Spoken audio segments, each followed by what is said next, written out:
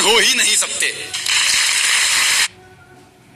Sir हमारे पैगंबर कहते हैं, ये चीजों की हवाला दूसरों में भी है, मैं उदाहरण दे सकता हूं, पर इसका सवाल मैं आपसे कहना चाहता हूं। भाई साहब ने अच्छा सवाल पूछा, लंबा था, तकरीर थी छोटी।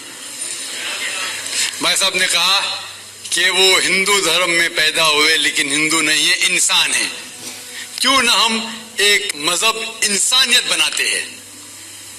उनका जो कहना है वो इंसान है। भाई साहब, हर शख्स, हर इंसान जो पैदा होता है वो इंसानी होता है, लेकिन सिर्फ इंसान होना काफी नहीं है। इंसान होना जरूरी है। हर मुसलमान पहले इंसान होना जरूरी है उसे। इस्लाम की सारी बातें, एक भी बातें मैंने कहा मैं तकरीर में, इंसानियत के खिलाफ नहीं है। एक भी बातें मैं चैलेंज करता हूं, आप एक भी बात इस्लाम की बुनियादी बात बताओ तो इंसानियत के खिलाफ है।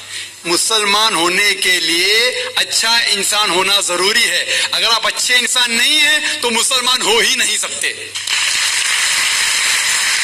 लेकिन सिर्फ अच्छा इंसान होना काफी नहीं है। मिसाल के तौर पे डॉक्टर बनने के लिए 10वीं पास करना जरूरी है, फिर 12वीं, फिर डॉक्टरी। तो मैं कहूंगा डॉक्टर बनने के लिए स्कूल पास करना जरूरी है, लेकिन स्कूल पास करना काफी नहीं है।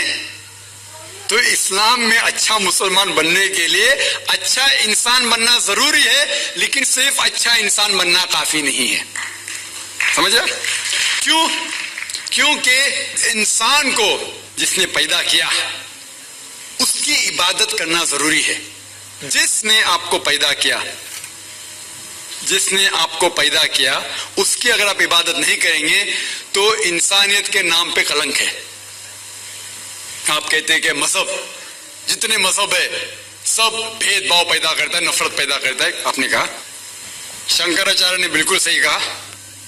शंकराचार्य ने कहा कि कोई भी मजहब नहीं सिखाता कि आपस में भेदभाव करना। उनकी भी स्टडी, मेरी भी स्टडी, आपकी भी स्टडी है।